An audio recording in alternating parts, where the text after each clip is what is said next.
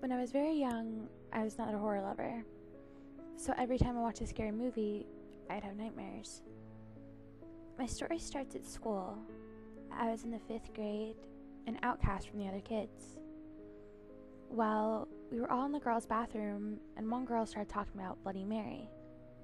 She said, "If you turn out all the lights in the bathroom, lock the door, light one candle and spin around 3 times before looking in a mirror and saying Bloody Mary 3 times, she'll show up behind you."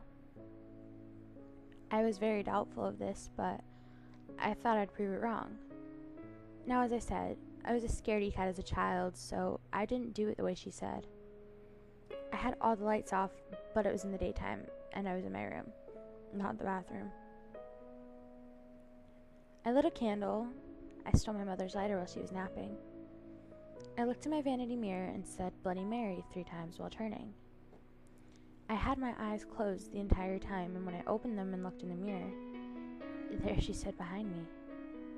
She had obnoxiously long, nappy black hair, sunken eyes, painted red lips. She wore a white gown stained with blood, and her skin also had traces of blood on it. I began to panic. I turned around and nothing was there, but when I turned back to the mirror, she still stood there. Then she began to speak. I couldn't hear what she said because I began to hyperventilate. I fell to my knees, and when I eventually got back up that night, there were bloody handprints on my mirror. I immediately cleaned it up and threw a blanket over the mirror. That night, I felt like I was being watched, but I refused to open my eyes. My clueless mother never noticed something was wrong with me. Every time I passed by a mirror, I could feel Bloody Mary watching me. I refused to look in a mirror. A month later, I thought I was safe from her, so I took the blanket off my mirror. I looked in it and I only saw myself in my room, nothing more. I sighed in relief and went on my way. That night, while I was sleeping, I heard a bell ring. It didn't sound like any bell I'd ever heard before, and then I heard her speak again. Her words still burned in my brain like an undying flame. "Little children who sleep the night away shall be met with a terrible fate. They bloodstain their body and their bones break. This bell will ring out, but none shall be saved." I was deeply afraid, much too afraid to open my eyes, but I couldn't fall back asleep. The next night, the same thing happened. That horrible bell rang out again, and her voice came to me again. "Little girl who sleeps on this bed, you've escaped death's hand, but not again. You'll be met with the same fate that I have met. Sweet nightmare, sweet girl, you'll soon be dead." I was really scared now, so much I couldn't stand it.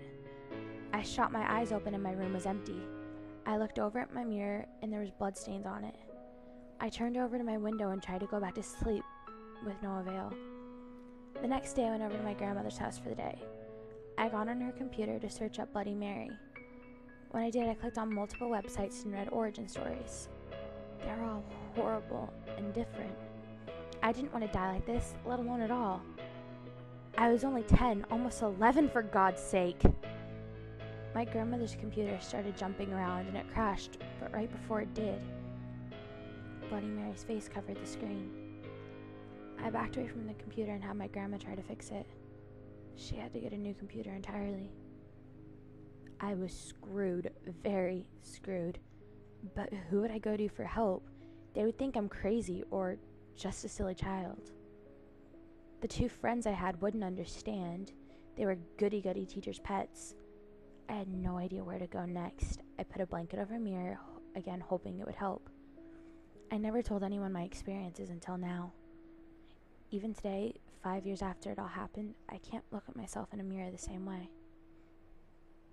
Never look at what's standing behind you in a mirror.